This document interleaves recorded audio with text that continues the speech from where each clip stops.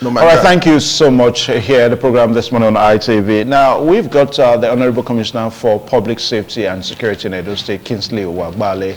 We're going to be talking about issues around what's going on now this period, talking about water coming down, rain pouring down, and the need for us to help the government to dredge our drainage system and also help ourselves too. Now, we're going to be looking at public safety and disaster management in Nigeria, the challenges and prospects on that focus. Honorable Kingsley Wagbale, sir, you're welcome to this program. Thank you for having me, and good morning. After a very long invite, you finally made it. Thank you so much. I had to. It's been it's a special period as we speak. The rains are already here, and so just this morning I've had to go and attend to a few things. Hence, I had to say, let me also be here. So yes, I'm glad to be here. Thank you. Now let's start from Edo State. Now we're going to take it across and take it to other maybe other states of the country. Now, kudos to the Edo State government. The federal government had to give a thumbs up to the state government on one of our major papers this morning, National Daily. Edo State joining one of the states in the country trying to fight the flood situation in the country. Now, as a member of this government, what would you want to say is the policy trust like of the state governor of this government as it relates to public disaster, public safety, security-wise, and managing all these issues together? Well, first off, as you would know, Edo State right now, and I hope that can be cross-checked, is the only state that has a Ministry of Public Safety and Security, and that is deliberate, because over the years, you know, we sat down with His Excellency and decided to have a proactive approach, you know, to issues of disaster, you know, including flood, as an example, security, and all that. There has to be a ministry because of the gargantuan nature, if I can use that word, of these natural situations and all that. So yes, by way of policy, Edo State has a ministry deliberate, and that ministry is hanging on 4 critical legs, right? And one of those legs is the State Emergency Management Agency, which we designed like 3-4 years ago. And as we speak, a lot of our staff there are trained and being trained on disaster management. The entire policy is crossed on proactive responsiveness, not reactive. You don't have to wait until something happens. For instance, yesterday the governor officially, you know, declared open what we call the EOC, Emergency Operation Centers, across the 18 LGAs. Before now, we have gone around to prepare the people. We have gone around to sensitize them. We have designed our response capacity within what we have and what we can do. And so it was important going by, you know, the various advice, you know, the NIMET, global advice and all that. By yesterday, the governor in his capacity as the state good incident commander should officially say, now the floods that we have been expecting are now here. Let everyone do the needful. If going by last year there was flood in your environment, don't wait again. Move your items, move your things. If you think that you're on the flood path, please relocate to a different job for now. If you have a situation, call us. Our men, the Red Cross, the various security agencies, the various response agencies, the Red Cross, the Army, the police, they have all been mobilized to support you. So that's in terms of, so the policy is clear. Proactiveness, follow the data, prepare, get ready, don't react, but respond. So that's the policy. Now, we pray we don't have situations that we have some years back, particularly in Edo North, whereby flood took over expanse of areas in Edo North. We pray we don't have that this year. Amen. But you just said that some of the advice you are giving is that if they are faced with flooding issues, they should move. Move to where now? Well, is the state government planning to have a kind of a rescue centers? Well, when you say move to where, that's a very tough question. But the first issue is that should they stay and die? All right. So what we've done, they are started. Okay. Let me backtrack a bit. We're engaging NEMA. NEMA. Yes, National Emergency Management Agency. We think that we should relook and rethink our national policy on emergency management. For instance, in Nigeria, nobody talks about flood paths. There are flood paths. When you're trying to buy a house, build a house, there are flood paths. Those who do your building approvals, they must check those flood paths. Even as we speak now, there are a lot of people living under high tension cables. We have begged and begged, please leave high tension cables. They don't want to leave. But that's the disaster going to happen. Every time you demolish them, they come back. So when you buying a house everywhere else in the world, the first thing is this house on the flood path? That's number one. Number two, we're not insuring our houses. Because when we start insuring our houses, the insurance companies will demand to say, look, this is your house on the high risk, high prone areas. So that's the fundamental. So once you miss that, people build house anywhere. So there's a failure of government across everywhere, not just in Edo. When I mean failure, as in this is a natural way we are doing. That's why Edo is different now. That's why Edo has a master plan now. Because moving forward, you can't just build your house anywhere you like. You can't just, we have our Edo GIS now that's beginning to demand that before you even sell any land, go and check which land you're buying. So we can prevent the situation of saying, where do we relocate to? Okay, by the location, we have IDP. Let me answer you directly. We have IDP camps across most of the flood-prone areas. When I use the word prone, we know the trajectory. We know that flood will pass through here. This is Benin Ubowo Road. When it rains heavily, you know what happens. Of course, due to the drainage, it will go off. But in that period, that it could be a bit threatening. So we don't expect you, to be by the roadside when it's raining. Stay in your houses. So for people, if you think that where you're staying, let us know. We can move you to our IDP camps.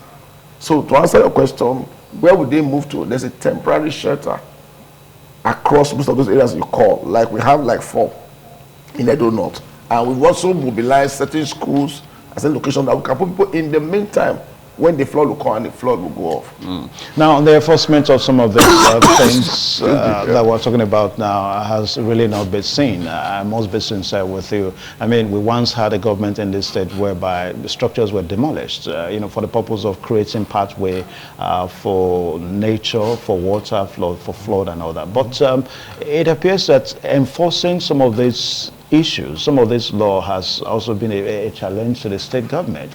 I know that the Edo GIS is there, but the enforcement, the government seems not to have been strong on that, to enforce, let people not do these things. Don't you think so? No, well, like I told you, let's look at the fundamentals. Let's look at the foundation. First off, the ideal thing is for the government across board to design an area, roads, security, stations, before people start building houses. But over the years, we all go to locations, community share lands, and people begin to build, no plan. So how do you enforce that? You also have to look at people's, where they're coming from. Is it their fault that they build houses here? Some, yes. Most, yes. But to enforce, you also have to have some civil and human, feeling. I'm not saying you are going to decline enforcement because you want to be, what's the word? You want to be careful. If it's on the life is paramount, we must save lives. So yes, we are enforcing. Yes, we are telling them to go. The Ministry of Fiscal Planning and fiscal planning, I must commend HC Sokan. She's done a lot. You see all these signs relocate. We demolish. We are demolishing. We are clearing power. People go back there. You can't spend every day. So we are dealing with the human and social behavior here. And then they will tell you election is coming. No, we're not bound by election is coming. We are doing the right thing. We'll come and tell you, move. And then sometimes we actually move you off. And then, but again, when you clear certain areas, you also have to prevent people from going back there. So enforcement is tough because again, you're dealing with human beings. You have to get resources. We cannot be fighting criminals and all that and also be blocking road.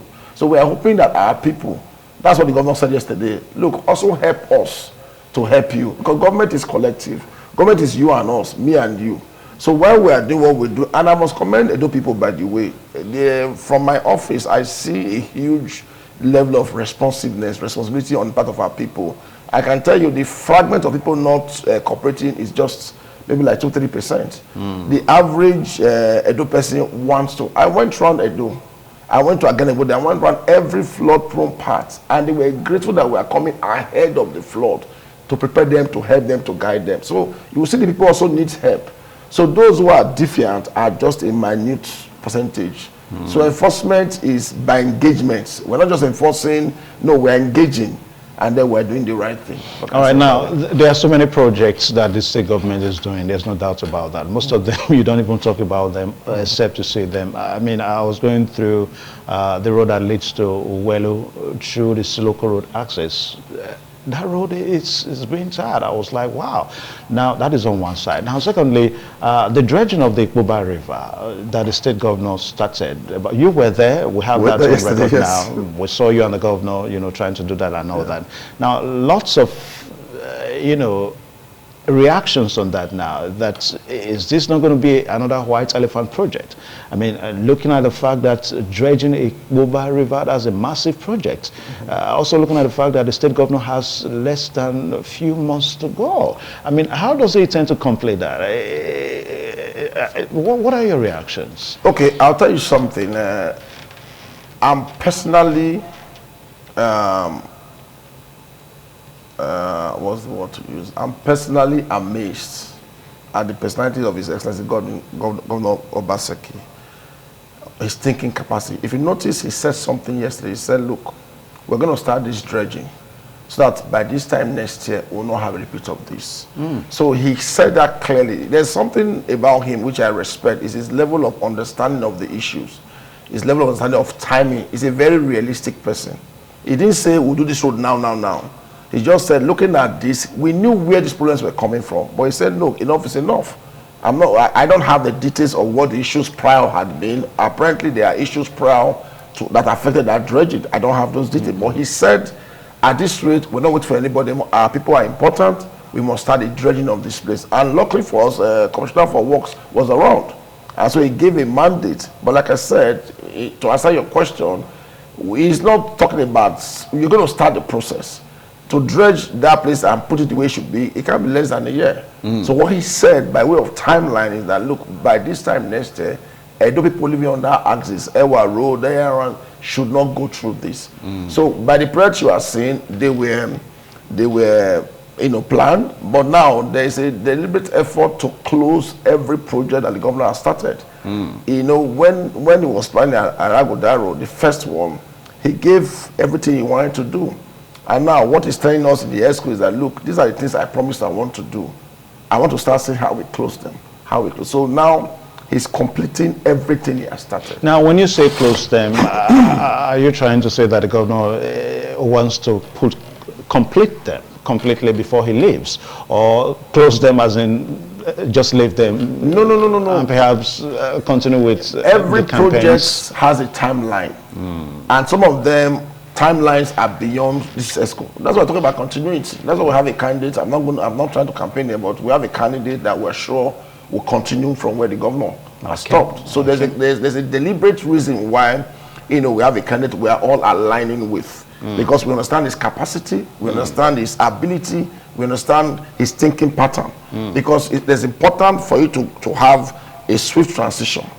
As we speak now, the governor says this is a finishing strong team. That finishing strong is deliberate. You want to make sure you finish strong. So we will do all the projects that we can complete within our time. And then governance is continuous. So the person after us and the team after us will continue from when we stop. But again, just so you know, and thanks to His Excellency, we are beginning to document everything we're doing. Even in my ministry right now, I've documented everything we have done. And even the things we have not been able to do, either for time or for resources. So whoever comes after me does not need to start from where I started from. Do you understand? I just told you now that my ministry is hanging on 4 legs. SEMA, that's emergency response. Intelligence. If you notice now in Edo, we've not gone to security yet. You see that all the security agents are working together. That's one of the things this government has achieved.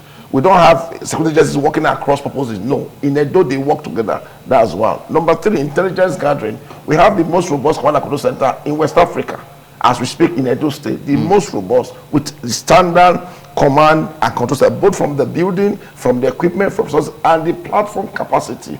Number 4 is the public safety arm, which is what is left now, which is what we are trying to do now. And in the next few days, the governor will officially launch our public safety department. Okay. That's the department that will go around to begin to ensure this is your place now. Somebody should come and certify it. Okay, that's what it's left. So I'm just trying to make the point quickly that we are beginning to document what we've done. So those that will come after us, whether it's per building, whether it's per, so if you are saying Welly Road you just mentioned now, there's a timeline for that project.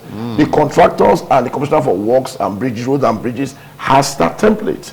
So they'll do to where they can, and then you hand it over. But you must document what you've done. Now, as a member of this government and perhaps a member of the executive now in Edo State now, what is the guarantee that you are giving Edo people, I mean, for the viewers of this morning watching this program, that Aswa Ighodalo, when it comes on board, that is going to continue? Because, I mean, let's take it above Edo State now, perhaps at the national level. We had a situation whereby APC handed over to APC, and you ask some APC chieftains, they tell you that no, there's a different ideology, different personalities and all that. Now, what is the guarantee that you give to Edo people this morning?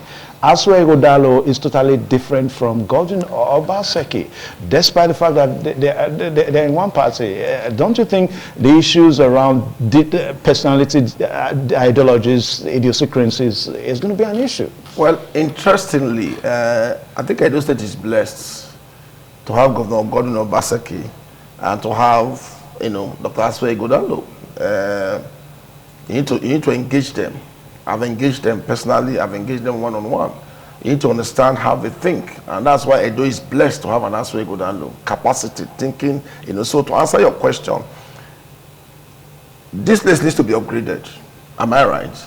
So why would anybody, why would your next MD not upgrade here? He will upgrade here. When I mean upgrade, times are changing. So to answer your question, Dr. Aswa Ighodalo will continue with all the projects we have on ground, right? Times change, right? When he comes in, obviously he will review a few things. It's human and normal to review things. And then, but the critical things we have done, Edo Best, our transition in health, for instance, we are ahead. In education, we are ahead. Look at the roads you're mentioning, we are ahead. So is it going to stop education? Why would it stop education that is good? The best is top notch. Is it going to stop our financial prudence? Now, we have the e-gov, we have the digital system. Now, Edo is number one in how we handle documents, how we handle things. Is it going to go back on that? In security, Edo is about the safest place right now in Nigeria. Is it going to stop that? Just a few days ago, by way of IGRO, Edo State is now number 5 in Nigeria. So there are certain landmarks laid. Okay, so I can assure you that the incoming governor will follow through that. But we have a master plan now that shows where we are, what we've done. He will key into them. Of course, there'll be a few adjustments here and there, which is normal, right? He may change, for instance, the times people should come to work. I don't know. He may say he doesn't want to have 18 commissioners. Those are top on the sub, but the core things, the core areas of government, education, health, security, it will improve on them. Okay, now the Edo State government has certain numbers that they've been given out to members of the public in case if they are distressed, disaster issues and all that, that they should call these numbers. Now, those numbers, I've listened to the jingle, only about 3 local governments, Oedo, Bubaka, and Eko, that they will respond. Outside these 3 local governments, they've not stretched their tentacles to these places now. Now, you talked about erosion-prone areas. Edo North, any moment from now, we're going to start hearing of flood issues in Edo North. Those response numbers, they don't spread to Edo North. Is that not an issue? No. That's an erroneous assertion. Edo 739. Anywhere you are in Nigeria, you died 7. I'm not saying Edo, because I've died that number from Bono. I've died it from Federal Capital Territory. Anywhere, and as I speak, anywhere you are, died is 739. And they will respond? Not just respond. You see, first we'll receive the call. You see, in emergency response architecture, the first to call, and somebody picks your call and says, okay, where are you calling me from? I'll respond. That's the first one. The second one is the action party. That's the response capacity, right? Of course, that is being improved upon. For instance, the plan is to have micro units. Like I said that when I came here, I said, look at this is Ugbo now. There should be fire truck, ambulance service within this area. So we're improving our response capacity progressively. But anywhere you are in Edo State, if you die 739, we'll pick your call and we'll respond. And that is why, like I said, in emergency situation, you have preparedness. We are prepared the people. Why do we prepare the people? We know where the flood pressure, I don't know, we've been there. Just came back from there. And then we've seen what's going to happen. I beg, if I get this problem, they could not call this number. The agencies are ready. I mean the agencies, it's not, what we've done is to mobilize and sensitize. So we hold series of meetings together. We have simulation sessions. We plan. If this happens, what do we do? And I must commend the various first response agencies in those states, the police, the army, NEMA, Red Cross, we're all meeting regularly. Yeah, it is not just enough to talk about these agencies, cooperative agencies that you talked about, but let's look at the issue of accessibility now to these places. There's no doubt that we now have some better roads in Benin and perhaps in parts of the state, but we still have some roads that needs attention. I mean, should there be a case whereby some of these distress calls are coming from areas that are heavily and seriously unmotorable? I mean, accessibility is an issue. I just answered you and I said the long-term plan is to create micro emergency response centers in virtually every area. So for instance, let's call one area that is very bad. If I have a mini response center, we don't have to go too far to call. So when you call me in Edo North, for instance, I'm not going to jump from Benin to Agenebode. I may go because I'm the head of emergency response, but there are other people on ground who lives within their community, who knows what to do. That's what I'm saying. So if there is flood in Agenebode now, the head of socials is there. We have what we call the local emergency management committee team. So we've broken them down. So they're going to respond within their community the best they can do. I can't go and respond the way I want to. You see, but people who grew up there, who are from there, they know the terrain, they know the pathway. They are the ones that will respond. So yes, when we say responding, that's why we say we have a structure, we have a plan. That's why, like I said, in emergency, there are 4 steps: preparation, mitigation. Then when something happens, you have response, and definitely you have recovery. When you go and start giving relief materials, that's recovery now. It has happened. You get the point? But you prepare the people. That's what we have done. That's what the governor has done. We say call 739. We are trying to mitigate the damage. De-seating, opening our drains, opening so water can pass, because these waters are meant to flow. They're natural things. We are doing that now. Say, rain, they come, please avoid this part. Last year we saw this on that. You get the point now. So when we say we are responding, we're not responding from Bowo or from Benin. They are already created people who are familiar with the environment. We have engaged them. We have trained them.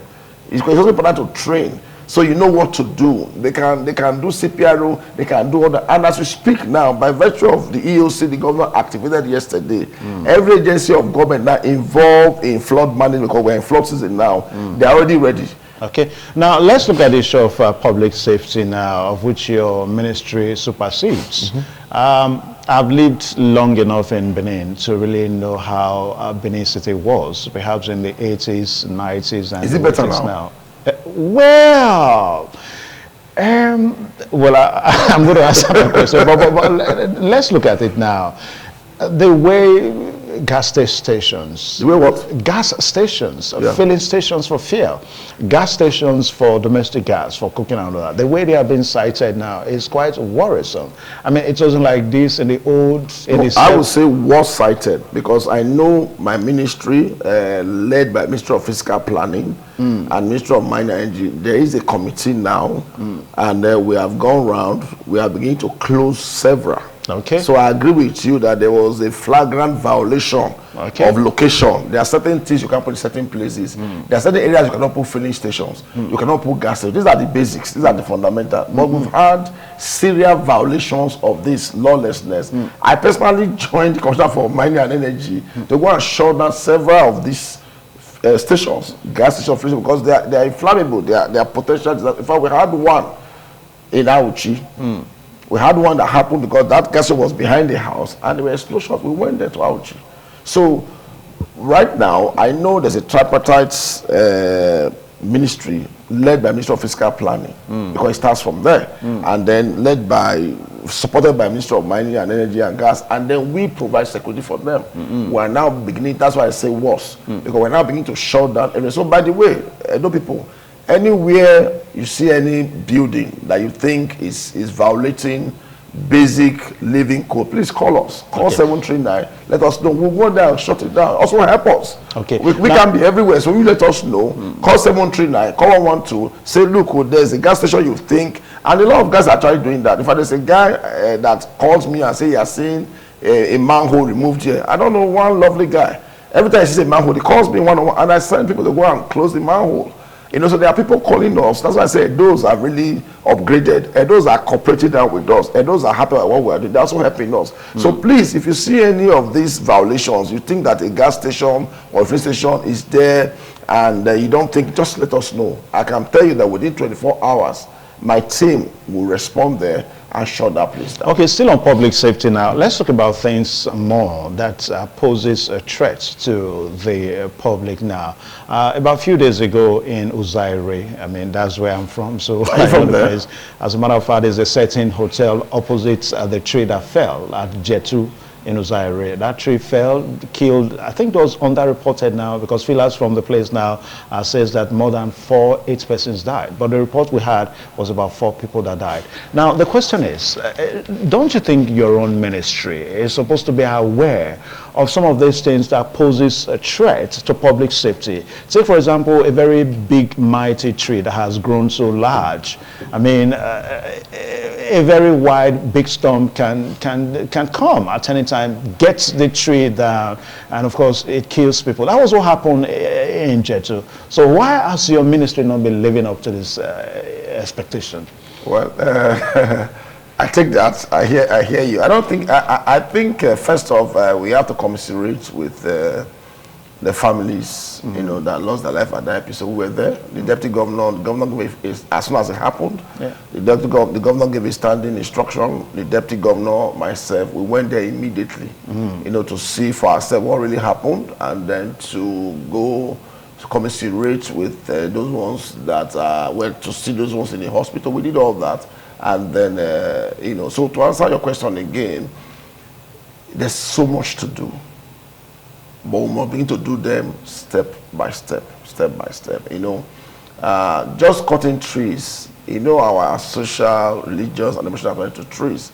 Those trees are... We're talking about public safety here. No, I'm going somewhere now. Like I said, I considered and said there's so much to do. And when these things happen, it opens our eyes the more. So based on that, but sometimes too, you do a post-mortem. Why did this happen? How can we prevent this? So that also was the word now, was like a call to say, hang on, this happened in Jatu market. 4 persons died. That should never happen. How many more markets do we have trees? How many trees that are posing threats? That's what I'm saying. So not just how many exactly. Not even in markets, And I know I'm on live television, but I'll say this, you know, there's a bit of concern. People tell you plant trees to prevent storm. But then it was trees that we uprooted and killed people. But that said, we are responding. That's an eye call, an opener for us. And that's the truth. We must be able to accept that. So we are going around now to say, even around government houses, there are trees now. We have now said, these things are looking too old, they're looking free. They are actually beginning to cut them. So yes, we will go around, and please, again, don't call 739. Anywhere you see any tree, help us. You see any tree that you think is because see, safety is a collective thing. When it happens, you should learn for it should not happen again. That one has happened. We commiserate with those that have happened, but in responding to them, we should also say, how do we deal with this?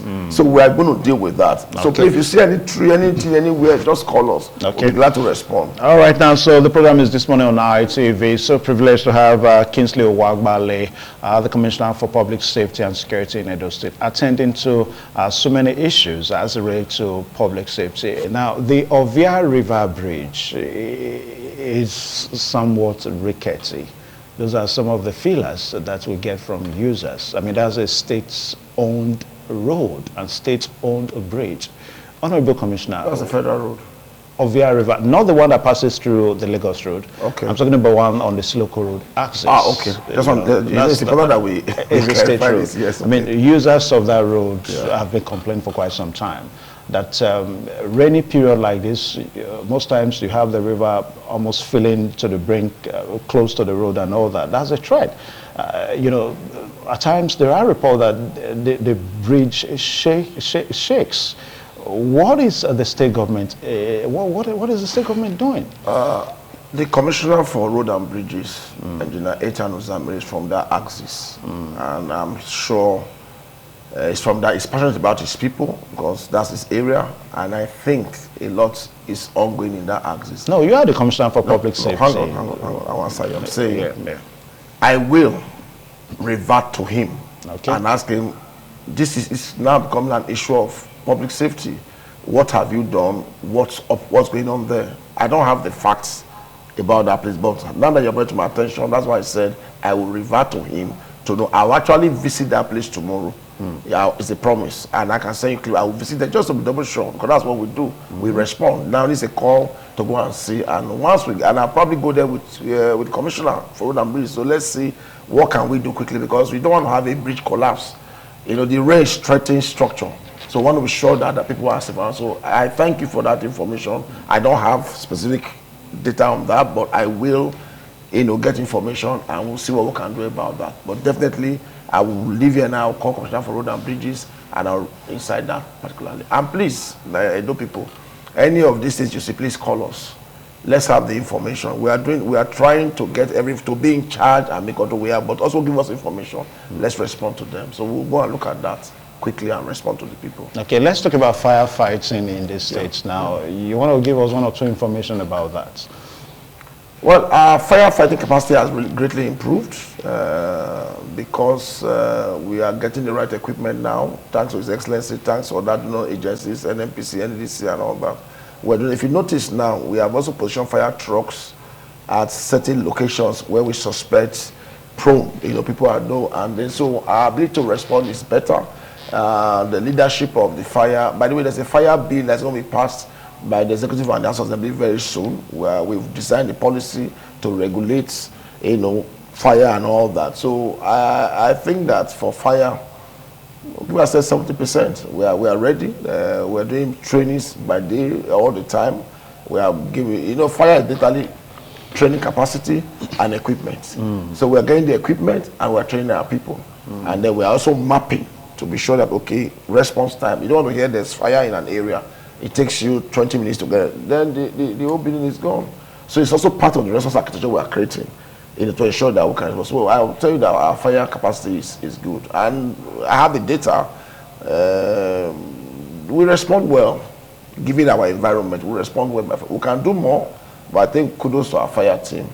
I think they are ready and they're responding well. Okay. All right. So it's rainy season, but in a few months now, we're going to be in the heart of the dry season, the Harmattan. Edo State is still not free from incidents of bush burning, fire-gutting expanse of land, destroying our crops, at times destroying, villages and all that now. So are you aware of this? I'm an Edo man now. Of course, I'm aware now. I think from the sky. That's what you see. Just to answer you quickly, we understand times and seasons, right? Now we are dealing with flood, and we're dealing with flood because we envisage this period, we are following data, and we are prepared ourselves. After now is the dry season. It becomes its own different kind of issues. Yeah. So we are responding. We are also engaging the people. The first level is advocacy. Who are burning bushes? Why are they burning bushes? So we're doing all that, and I think that a lot of our bushes now we're mapped out. That before you go and burn any bush, you must follow certain rules, and so that's what we're trying to do. No, at times these things may not. Excuse me. Oh yeah, sorry for that. At times these things may not be deliberate. I mean, my question actually goes to incidents of some miscreants just being mischievous. Set the bush on fire that becomes a public threat to the people. Is your ministry working, trying to maybe curtail these situations? Yeah, that's why I said we're already having an Edo State fire regulation bill. Okay. Now those things are captured there. It's called indiscriminate burning. Okay. There's a law that will check that. You will be arrested if you create an inferno, you create an incineration. So you must be regulated in how, even where you burn things now, you'll be regulated, because you can't just set fire in your house and that one. No. So yes, Edo State is working on that. That process is already on the governor's table, and they will do with that. Okay. All right. So I want to say a very big thank you, Kingsley Owagbale, the Honorable Commissioner for Public Safety and Security at Edo State. Before I leave, let me just say this quickly. Okay, please, the one reason why I had to come here this way to say the rains are here, right? You get to help yourself and help us. If you have any, please, if you think where you are is not, let us know. Let's see how we can support you, how we can help you. If we can maybe even relocate you to certain camps for the short time. Number one. Number two, if you have any issue with flood, anything, please call 739, call 112, our people will respond. Please call us. Please, you need to repeat those numbers all over again. Call 739, call 739. 739. Okay. And that's our Edo State emergency response number. Call 112.